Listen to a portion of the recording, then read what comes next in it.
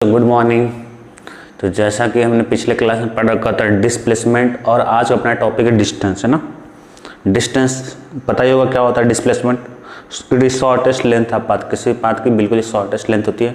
कैसे पता करते भाई शॉर्टेस्ट लेंथ, ये हम लोग कैसे पता करते बताओ।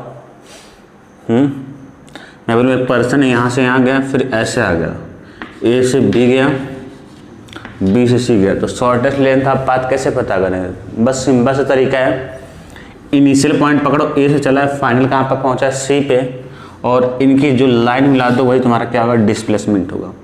डायरेक्शन कहाँ से होगी, from initial to final. From कहाँ से, इनिशियल टू फाइनल। इतनी बात हो गई थी। अगर मैं बोलूँ कि ये ए बी कितनी 3 मीटर है और ये 4 मीटर है, तो ए से कितनी हो जाएगी भाई आपकी 5 मीटर हो जाएगी, और वही क्या कहलाएगी आपकी डिस्प्लेसमेंट कहलाएगी। तो इतनी चीजें हमने पढ़ रखी थी। डिस्प्लेसमेंट क्या है भाई, क्योंकि वेक्टर क्वांटिटी है।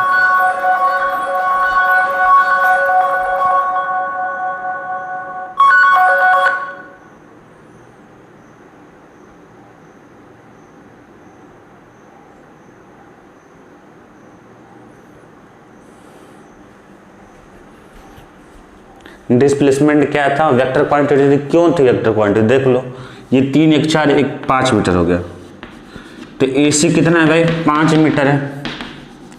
5 मीटर क्या है, मेरा मैग्नीट्यूड है। डायरेक्शन कहाँ है, फ्रॉम ए टू सी, एक फिक्स डायरेक्शन मिल जाता है। इसमें क्या मिलेगा आपको, स्पेसिफिक डायरेक्शन नहीं मिलेगा। आप इसमें एक स्पेसिफिक डायरेक्शन नहीं मिलेगा डिस्टेंस में। तो चलो मैं सी बताता हूँ क्या होता है। डिस्टेंस को अक्सर डी से कभी ऐसे रिप्रेजेंट करते हैं, जिससे चाहे उसे रिप्रेजेंट कर सकते हो, अक्सर डी ऐसे यूज करते हैं।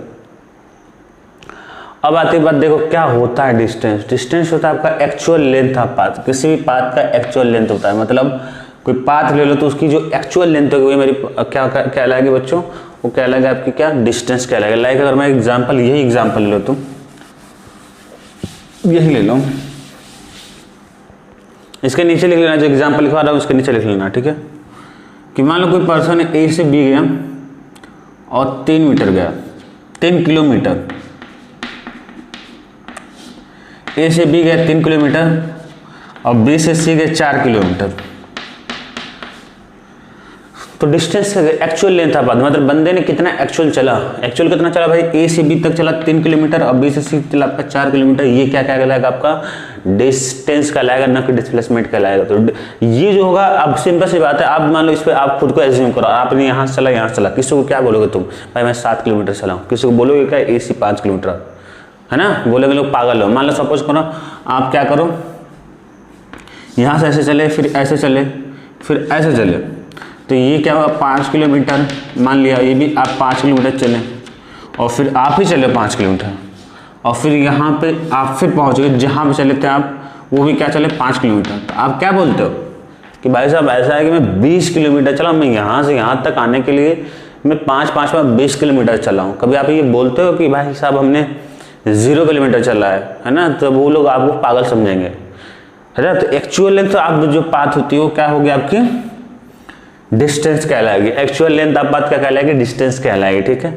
तो अगर मैं इस केस में, अगर बच्चों में डिस्टेंस की बात करूं, इस केस में ध्यान सुनना, तो एक्चुअल लेंथ कितना है बच्चों, यहाँ पे बताऊं 4 3 7 7 किलोमीटर। ये डिस्प्लेसमेंट कितना होगा, डिस्प्लेसमेंट कितना होगा भाई, ये 3 अगर 4, ये वाली लेंथ कितनी होगी आपकी, अगर ये सी में मानता हूँ तो ये लेंथ आपको मिलेगी 5 किलोमीटर, तो 5 किलोमीटर हो गया। यहां पे आ जाओ तुम, डिस्टेंस के लिए एक्चुअल लेंथ कितनी है, कितनी है 5 5 5 20 किलोमीटर। और डिस्प्लेसमेंट कितना है बच्चों, वो है 0 किलोमीटर, क्योंकि इनिशियल और फाइनल पॉइंट क्या आपका एक ही पोजीशन पाएगा, तो ये क्या होगा आपका 0 किलोमीटर हो जाएगा, ठीक है। यहां तक क्लियर है। तो एक्चुअल लेंथ ऑफ पाथ होता है, अगर मान लो सपोज करो कि आपने इसे भी लिखना, तो एक पहला, दूसरा एग्जाम्पल है, तीसरा, आप यहाँ से चले, यहाँ से चले और ये यहाँ पहुँचे, तो ये क्या कहलाएगी, इस पूरे पाथ की जो कर्व वाला पाथ है, इसकी जो लेंथ है क्या बच्चों कहलाएगी, ये जो कहलाएगी आपकी क्या कहलाएगी, एक्चुअल लेंथ ऑफ पाथ। तो डिस्टेंस होगा। डिस्प्लेसमेंट क्या होगा बच्चों, मान लो ये इनिशियल पॉइंट है और क्या ये आपका फाइनल पॉइंट है, मिला दो इस लाइन को, ये क्या कहलाएगी, अगर मान लो इसे मानते हो ए और फाइनल आके बी मानते हो, तो जो इसकी लेंथ है वो क्या कहलाएगी, डिस्प्लेसमेंट कहलाएगी। अच्छा मैं तुमसे एक सवाल करूँ, कहना ऐसे कि this A B has the specific direction from A to B, from initial to final, but can you see that, क्या आप ये बता सकते हो कि इसकी कोई डायरेक्शन है इस पाथ की, अगर खुद ही मानो, अगर यहाँ पे देखो तो आप ऐसे चल रहे हो, फिर यहाँ पे देखो तो ऐसे चल रहे हो, फिर इधर देखो तो ऐसे चल रहे हो, फिर इधर देखो तो ऐसे चल रहे हो, तो ये इस पे क्या है, इस वाले पाथ की कोई स्पेसिफिक डायरेक्शन नहीं है। आप बोलो डायरेक्ट, मैं क्या बोल रहा हूँ, डायरेक्शन ऐसा नहीं बोला, डायरेक्शन नहीं, डायरेक्शन है, पर एग्जैक्टली कांट से दैट कि दिस पाथ है दिस डायरेक्शन, दिस पाथ है दिस डायरेक्शन, मतलब एक एब्सोल्यूट डायरेक्शन नहीं बता सकते हो। लाइक अगर मैं ए बी में बता सकता हूँ कि this the direction of A B is from A to B, but you can say that, क्या आप कह सकते हैं कि इस पाथ में, इस पाथ की कोई फिक्स डायरेक्शन है। अगर मान लो ये बंदा यहाँ पे था, आप खुद मानो चल रहे हो, आप खुद चल रहे हो, यहाँ चल रहे हो और आप इधर जा रहे हो, अभी तो इस डायरेक्शन में टेंजेंट होता है डायरेक्शन ना, अभी तो आप इधर जा रहे हो, यहाँ पे इधर जा रहे हो, यहाँ पे इधर जा रहे हो, तो डायरेक्शन पर हर एक पॉइंट में डिफरेंट है, तो इस केस में स्पेसिफिक डायरेक्शन नहीं है। स्पेसिफिक डायरेक्शन ना होने का मतलब क्या है कि डायरेक्शन ना होना, यही समझो, है ना, मानेंगे। तो अगर डायरेक्शन ना नहीं है जिस क्वांटिटी की, किसकी बात हो रही है, पार्ट डिस्टेंस, तो हम लोग क्या बोलते हैं, हम लोग क्या बोलते हैं, सिंपल सी बात है कि स्केलर है, तो इसलिए जो ये डिस्टेंस क्या होता है, स्केलर क्वांटिटी होती है, और जस्ट फॉर इसका अपोजिट क्या होगा, आपका डिस्प्लेसमेंट क्या होगा, वेक्टर क्वांटिटी होगा। I think you know the about this reason behind this, why displacement is the vector quantity, because displacement have a specific direction, and what is the direction, direction from initial point to final point, ठीक है, ये बात हो गई बच्चों, ठीक है। तो ये रहा आपके 3 एग्जांपल, और मैंने दोनों पॉइंट आपको क्लियर कर दिए कि it is actual length of path, it is always scalar quantity, it is always positive, इसमें तो कोई शक नहीं है। आप घूम के वहीं उसी पॉइंट पे आओ या कहीं पॉइंट, किसी भी पॉइंट पर एक्चुअल लेंथ है। अगर मैं थोड़ा भी चलूंगा, अगर मान लो ये वाला एग्जाम्पल ले लो, अगर इस केस में यहाँ पे तो 20 बोलोगे, अगर डिस्प्लेसमेंट क्या होगा, 0 हो जाएगा। अगर मान लो कि यहाँ पे आप क्या करो, रेफरेंस पॉइंट लेते हो और इधर क्या करो, पॉजिटिव मान लो आप, अगर डिस्प्लेसमेंट, अगर एक बंदा इधर गया यहाँ से 5 मीटर और इधर पॉजिटिव आपने एज्यूम कर लिया, उस वाले, अगर ये मेरा क्या है, रेफरेंस पॉइंट, रेफरेंस वो होता है जिसे आप लाइक ओरिजिन होता है ना, लाइक रेफरेंस, वहां से हम लोग क्या करते हैं कि चीजों को मेजर करते हैं। तो अगर मैं बोलूँ कि इस साइड का जा रहा है रेफरेंस, ये मेरा रेफरेंस पॉइंट है, ये वाला लिख लेना, ये दिस इज रेफरेंस पॉइंट। अगर रेफरेंस पॉइंट से मैं बोलूँ कि राइट साइड में जा रहे हो, तो आप बोलोगे पॉजिटिव, तो यहाँ पे हम लोग क्या बोलेंगे, डिस्प्लेसमेंट 5 मीटर है। अगर वही बंदा इधर आ जाए तो हम लोग क्या बोलेंगे, डिस्प्लेसमेंट क्या है भाई, अगर मान लो कि इधर चलते 5 मीटर, तो हम बोलेंगे, और रेफरेंस इस साइड में तो ऑफकोर्स निगेटिव होगा, अगर उस साइड आपने पॉजिटिव माना तो इस साइड क्या निगेटिव, बट ये वाला क्वांटिटी जो है राइट साइड में पॉजिटिव है, पर this is the negative what, displacement. But क्या आप ये बोल सकते हो, कैन यू से दिस कि distance 5 metre and distance -5 metre, never. Distance is scalar quantity, हमें उसके साइन कन्वेंशन से मतलब नहीं है, याद रखना इस लाइन को, स्केलर क्वांटिटी में हमें साइन कन्वेंशन से मतलब नहीं होता है, वेक्टर में हमें साइन कन्वेंशन से मतलब होता है। साइन कन्वेंशन मतलब ये हुआ कि एक पॉजिटिव नेगेटिव लेना, क्योंकि वेक्टर तो डायरेक्शन है भाई, एक डायरेक्शन में पॉजिटिव लेना पड़ेगा, पर स्केलर में हम लोग बोलेंगे, स्केलर मतलब क्या, डिस्टेंस अगर बोले तो तुम बोलोगे 5 मीटर है भाई, और ये भी क्या है कि 5 मीटर है, पर डिस्प्लेसमेंट क्या होगा, प्लस का 5 और ये क्या होगा, माइनस का 5।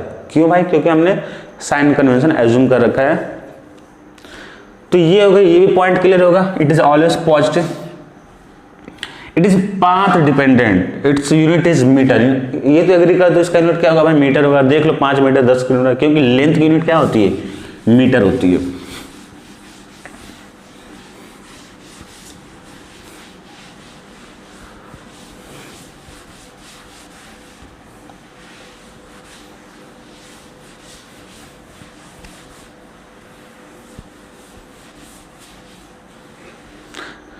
चलो ये देखते हैं, it is path dependent. Path dependent का मतलब क्या हुआ भाई कि अगर अलग अलग पाथ ले दो, इस बात को समझो, फोकस चाहिए यहाँ पे आपका। पाथ डिपेंडेंट मतलब क्या हुआ, पाथ पे डिपेंड करना। क्या डिपेंड करना, what depend on path, distance, मतलब distance is depend on the path. Distance क्या होता है, आपके अलग पाथ पे डिपेंड करता है। दैट मीन्स अगर आप अलग अलग पाथ लेते हो, अगर आपने डिफरेंट पाथ ले लिया, तो इसका मतलब ये होगा, क्या होगा, डिस्टेंस अलग होगा। लाइक एग्जाम्पल के लिए मैं बोलूँ, सपोज कर मैं बोलूं कि ए से, ये सारे एग्जांपल जो मैं सेट कर रहा हूं हर एक पॉइंट उसके नीचे लिख देना, ठीक है ना। अगर ए से आपको सपोज करो ए से बी जाना है, एक इनिशियल पॉइंट मेरा ए है और फाइनल मेरा पॉइंट बी है, और मैं आपका अलग अलग सपोज रास्ता लेता हूँ, सपोज अलग अलग। लाइक मैं पहले बोलूँ कि अगर ए से बी से जाने के लिए अगर मैं ये पाथ ले लूँ, मैं पाथ नंबर इसे 1 दे देता हूँ, मैं पाथ नंबर 1, ठीक है, बस ऐसे लिख रहा हूँ पाथ नंबर 1, समझ लेना ए से बी। तो इस केस में बच्चों डिस्टेंस क्या होगी बताओ। इस केस में अगर मैं बोलूँ कि this is length is your d1, तो डिस्टेंस क्या होगी, d1 होगी, क्योंकि एक्चुअल तो वही है और डिस्प्लेसमेंट भी वही होगी, हमें डिस्टेंस से मतलब है, डिस्प्लेसमेंट से नहीं। अगर मैं बोलूँ बच्चों कि हम ए से बी तक, मैं एक और रास्ता लेना चाहता हूँ कि ए से बी तक मैं यहाँ से ऐसे चल जाऊँ, और मैं बोलूँ कि this length is, this length मतलब actual length is your d2, और ये नंबर है पाथ नंबर 2। तो पाथ 2 के लिए आप डिस्टेंस क्या लिखोगे, फॉर पाथ 1 के लिए हो गया, पाथ 2 के लिए डिस्टेंस आप क्या लिखोगे बताओ। बोलोगे सर एक्चुअल लेंथ आप पाथ तो यही है आपका, ये वाली, और आपने बताया d2, तो क्या होगा d2 हो गया। अगर मैं पाथ एक और ले लूँ, पाथ में 3 ले लेता हूँ कि यहाँ से यहाँ, तो देख ए से बी ही जाना है, देखो मैं जा भी रहा हूँ, अलग अलग मैंने पाथ ले लिए, पाथ नंबर 3 है और इसका डिस्टेंस क्या है d3 है। तो 3 पाथ के लिए कि जो बच्चों आपका डिस्टेंस है वो क्या आपका d3 है ना, ऑब्वियस सी बात है। तो आप क्या देख रहे हो कि अलग अलग पॉइंट के लिए, मतलब अलग अलग पाथ के लिए, पर कंडीशन ये होनी चाहिए कि इनिशियल और फाइनल क्या होना चाहिए, सेम होना चाहिए। अब यहाँ पे एक को चला दो, यहाँ से कहीं इसको यहाँ चला तब नहीं।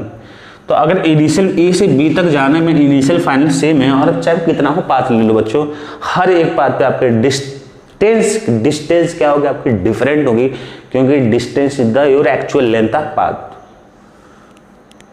बट क्या मैं ये कह सकता हूँ, can I say that displacement will also different? Never. We never say that displacement will be different because displacement depend on the initial and final position. आपकी डिस्प्लेसमेंट पाथ इंडिपेंडेंट होती है, ये मैटर नहीं करता कि आपको कौन सा पाथ ले रहे हो, ओनली मैटर दैट आप कहाँ से स्टार्ट करो कहाँ पे खत्म करो, only depend on the initial and final point. Can you agree this point? क्या आप इस बात से समझ रखते हो? चलो, तो ये चीजें बच्चों हमने समझ ली, 4 point. It is scalar, it is actual length of path, it is scalar quantity, it is all positive, it is path dependent. Similar as अगर आपको डिस्प्लेसमेंट याद रखना है तो देखो बेहतरीन स्टडी का तरीका ये होता है कि चीज़ों को कंपेयर करके पढ़ लो। अगर कोई चीज़ मिल रही है तो आप अगर एक चीज़ याद रखते हो तो एक काम हो जाएगा। अगर मैं डिस्टेंस अपने याद करें तो डिस्प्लेसमेंट अपने याद हो जाएगा, अपने आप याद हो जाएगा। डिस्प्लेसमेंट, अब अगर मैं डिस्प्लेसमेंट के लिए बोलूँ तो क्या बोलूँगा, it is shortage length of path, it is vector quantity, it is always positive. नहीं, आप बोल ही नहीं सकते पॉजिटिव नेगेटिव, कुछ भी हो सकता है, क्योंकि displacement is the vector quantity, और वेक्टर क्वांटिटी का साइन कन्वेंशन होता है, मतलब पॉजिटिव नेगेटिव होता है। इट इज, वो क्या हो गया आपकी, अगर मैं डिस्प्लेसमेंट की बात करूं तो it is path independent, its unit is metre. तो एक याद कर, अपने आप सब याद जाएगा, ठीक है ना। मैं तो हाँ, तो ये सारे पॉइंट अपन न्यूमेरिकल्स, अच्छा ये न्यूमेरिकल्स अपन यूज करेंगे, इस पॉइंट को ध्यान कि डिस्टेंस इज ऑलवेज पॉजिटिव। अगर कंफ्यूजन जब होगा आपको तो बस ये समझ लेना कि डिस्टेंस क्या होता है, ऑलवेज पॉजिटिव होता है ना। तो हमने बच्चे पिछले लेक्चर में डिस्प्लेसमेंट खत्म कर दिया, इस लेक्चर में डिस्टेंस खत्म कर दिया। चलो 1-2 न्यूमेरिकल्स अपन देख लेते हैं और बात खत्म करते हैं।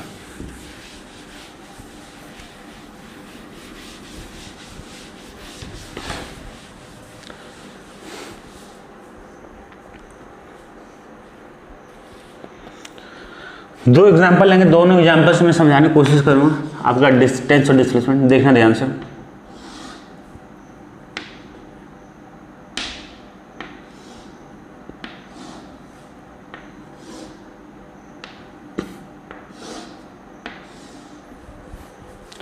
ये दिख रहा है क्या, किस टाइप का? ये रेगुलर हेक्सागन है, आप समझते हो रेगुलर हेक्सागन। मान लेता हूं कि ये आपका कोई पर्सन है, समझो कि ये समझ लो रेगुलर हेक्सागन है, नाम सुने ही होगे तुम लोग,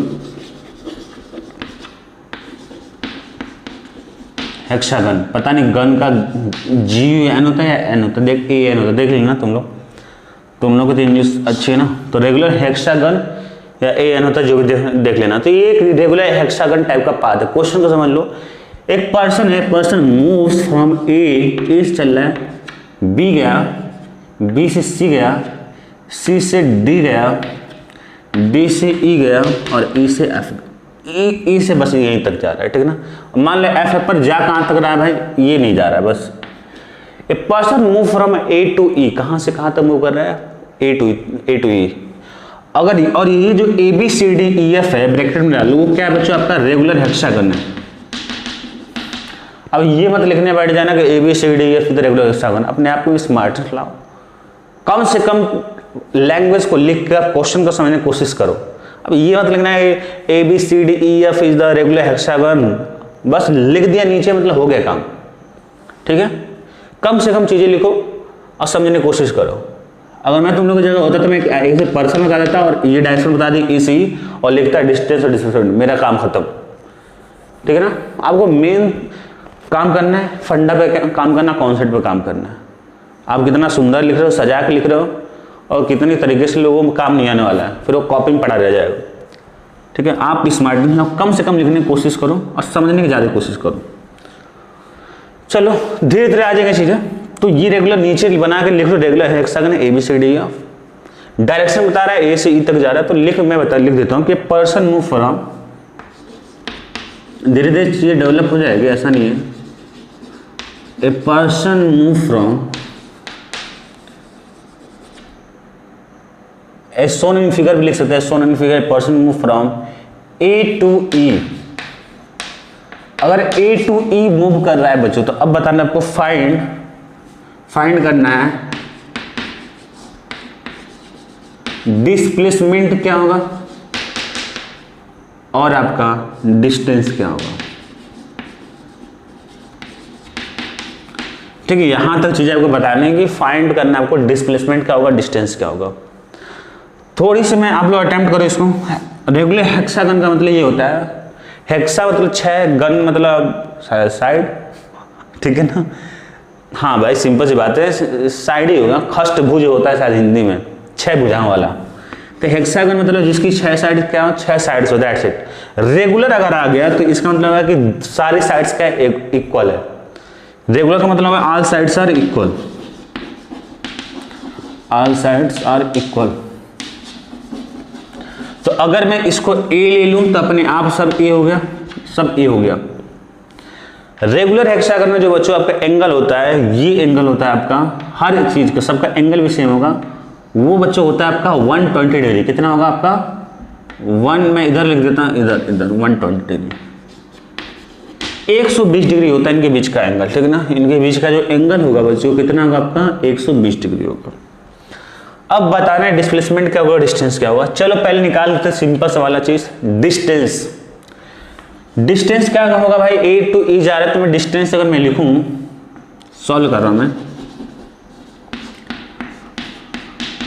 तो जो बच्चों डिस्टेंस होगा वो क्या है, एक्चुअल लेंथ पाथ। एक्चुअल कितना चला है, ए से बी चला है, कितना हो गया ए से बी, बी से सी चला है, सी से डी चला है, डी से ई चला है और डी सी से ए बी सी, हम बस इतना चला है। ए बी कितनी भाई, ए ही होगी क्योंकि सब इक्वल है। बी सी कितनी, ए होगी। सी डी कितनी, ए होगी। डी कितना होगा, ए होगा। 4 टाइम्स ऑफ ए, यानी कि डिस्टेंस आपका 4 हो गया, काम खत्म हो गया। डिस्प्लेसमेंट हमें देखना है, डिस्प्लेसमेंट क्या होगा।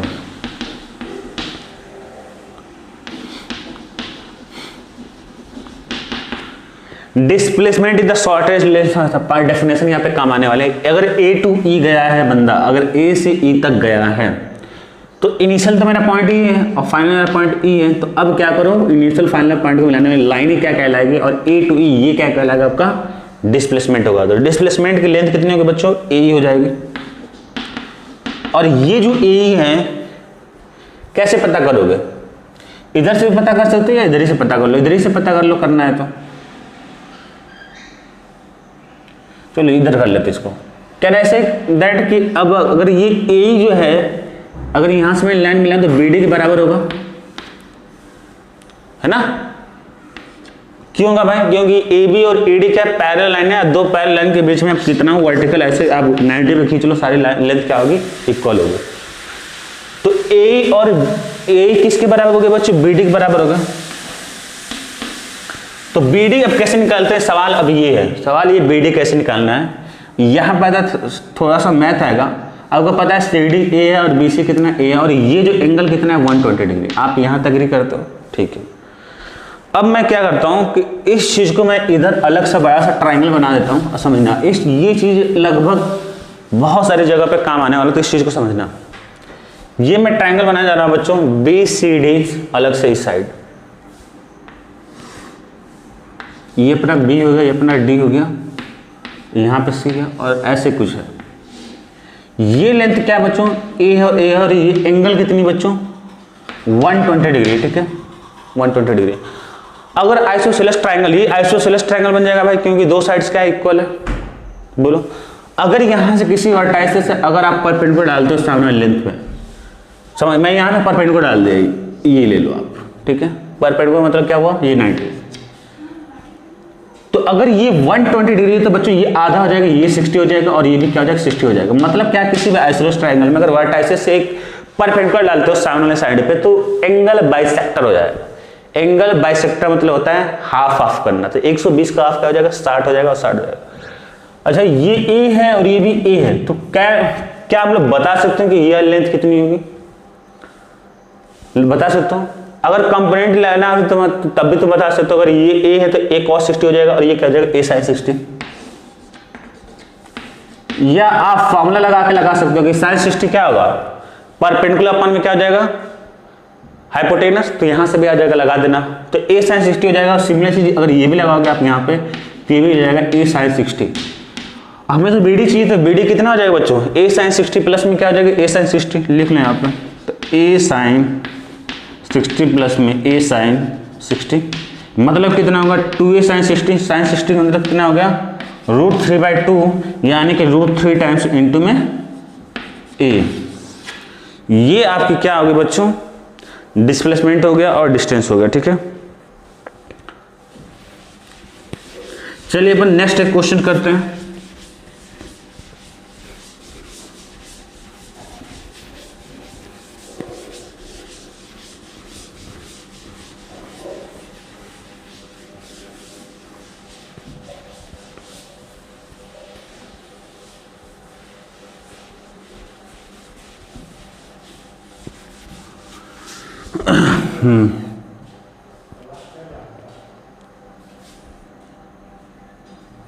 क्वेश्चन नंबर 2 करके लिख लो कि ऐसे एक बच्चों सर्कुलर पाथ है आपका, है ना, सर्कुलर, हाँ लगभग है।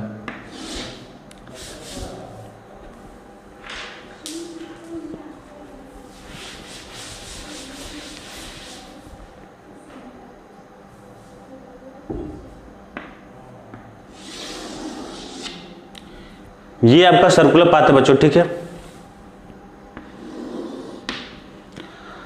एक सर्कुलर पाथ है और इसका ऑफकोर्स एक सेंटर सी होगा यहाँ पे, और एक पर्सन है वो क्या कर रहा है, यहाँ एक पॉइंट A से चलना स्टार्ट कर रहा है, और ये यहाँ तक जा रहा है, B तक जा रहा है।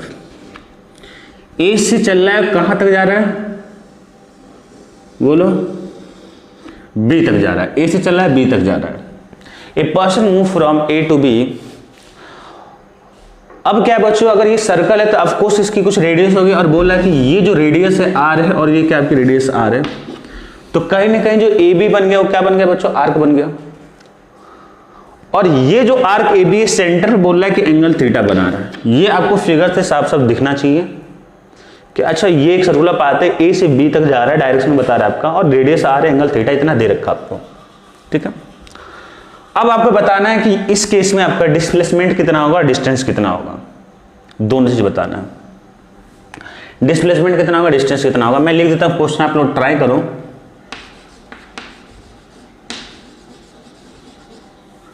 A person move from A to B, fine,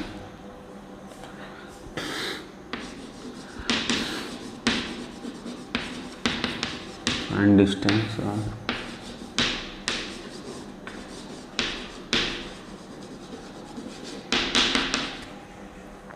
मैंने क्वेश्चन लिख दिया बच्चों के, person from A to B, आपको बताना है कि डिस्टेंस कितना होगा, डिस्प्लेसमेंट कितना होगा। डिस्टेंस बच्चों ये होगा एक्चुअल लेंथ ऑफ पाथ, मतलब ये जो आपका ए से बी है, तो एक्चुअल लेंथ ऑफ पाथ मतलब मैं डिस्टेंस को लिख सकता हूं कि जो डिस्टेंस होगा कितने बराबर होगा बच्चों, आर्क हमें बोलेगा आर्क ए बी के बराबर होगा। और इधर ही अपन डिस्प्लेसमेंट लिख देते हैं। डिस्प्लेसमेंट क्या होगा, डिस्प्लेसमेंट क्या होगा, इनिशियल ये मेरा पॉइंट ए है और फाइनल मेरा पॉइंट बी है। देखो थोड़ा सा ट्रायंगल क्या होगा, तिरछा होगा, खैर कोई दिक्कत नहीं, फिर भी कोई दिक्कत नहीं। डिस्प्लेसमेंट क्या होगा बच्चों, initial point A final point B, इनको मिलाने वाली लाइन, तो ए बी मेरा क्या है बच्चों डिस्प्लेसमेंट। तो अगर मैं लाइन बोलेंगे ये क्या था बच्चों, आर्क ए बी था, अब ये क्या होगा मेरा लाइन ए बी होगा। तो डिस्प्लेसमेंट किसके बराबर होगा, लाइन ए बी के बराबर। तो अगर मैं ये लाइन ए बी की लेंथ पता कर लूं और ए बी का आर्क मैं पता कर लूं, आर्क ए बी की लेंथ, तो मेरा काम हो जाएगा। और आपके पास बस दो ही चीजें पता है, एक आर है, रेडियस पता और एंगल थीटा पता है, बस मात्र इतने ही वैल्यू है और आपको ये पता करना है। ठीक है, चलो पहले मैं डिस्प्लेसमेंट बता देता हूं, फिर अपन देख लेंगे। इसके लिए थोड़ा सा एक नया चीज पॉइंट पढ़ना पड़ेगा, तब अपना काम हो जाएगा। Arc A B, line A B, अच्छा जो अभी पहले डिस्कस किया था क्या उसी तरह का है क्या, कि भाई ये आइसोसेलेस ट्रायंगल बना रहा है और एंगल थीटा है, तो मेरे को सामने वाले ट्रायंगल ये लेंथ चाहिए। अभी मैंने बताया था वाला चीज,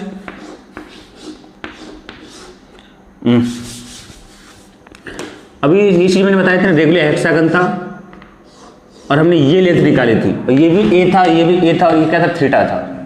तो 2a sin 60 आ रहा था वहां पे। तो अगर ये आर है, अगर मैं यहां से परपेंडिकुलर डालता हूं बच्चों थीटा से आइसोसेलेस ट्रायंगल, तो ये क्या हो जाएगा, थीटा बाई 2, और theta by 2 half of angle हो जाएगा। ये कितना हो जाएगा, एंगल थीटा बाई 2 हो जाएगा, और ये भी एंगल क्या हो जाएगा, थीटा बाई 2 हो जाएगा। एंगल बाइसेक्टर, जस्ट अभी मैंने एक टर्म का नाम लिया था, एंगल बाइसेक्टर। अगर ये थीटा बाई 2 हो गया तो ये लेंथ कितनी हो जाएगी भाई, ये लेंथ बन जाएगी आपकी आर साइन थीटा बाई 2। अगर साइन थीटा बाई 2 का फॉर्मूला लगाते हो, ये आर साइन थीटा बाई 2 और ये आर साइन थीटा बाई 2 कितना हो गया, 2 आर साइन थीटा बाई 2। तो यहाँ पे जो डिस्प्लेसमेंट आ जाएगा बच्चों वो हो जाएगा 2 आर साइन थीटा बाई 2। ठीक है, अगर तुम चाहते हो तो मैं अलग से ट्रायंगल ड्रॉ करके साफ साफ लिख देता हूँ, उसमें नहीं लिखूंगा। ये आर है, ये सी है, और ये क्या था, थीटा था मेरा। तो अगर मैं यहाँ से करूंगा तो आधा हो जाएगा, तो ये जो मेरी लेंथ हो जाएगी, ये बच्चों मेरी लेंथ हो जाएगी आर साइन थीटा बाई 2, और ये भी जो लेंथ होगी वो कितनी हो जाएगी बच्चों, आर साइन थीटा बाई 2। तो दोनों को अपन ऐड करेंगे तो लाइन ए बी की लेंथ मिल जाएगी 2 आर साइन थीटा बाई 2। तो यहां तक तो हो गया अपने को। डिस्प्लेसमेंट अपने को चाहिए, डिस्प्लेसमेंट क्या चाहिए भाई, आर्क।